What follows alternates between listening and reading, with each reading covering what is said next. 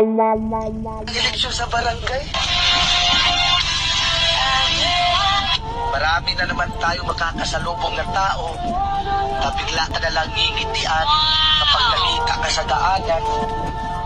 Yung suplado at hindi mo malapitan yung may problema ka. Tapos ngayon, sila na yung unang maglalambing sa'yo at babatiin ka. Plastic ang ugali. Oh no!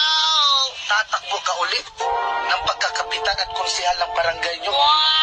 Tapos wala naman kayong magandang nagawang proyekto sa barangay nyo. Mahiya naman kayo. Tapos magtatanong kayo kung ilang bultante sa isang bahay. Pero nung panahon ng pandemic at ayuda, isang ayuda lang sa isang bahay. Tapos kung mamalasi ka pa, wala ka pang makukuha na ayuda kapag kalaban mo pa ang tagalista.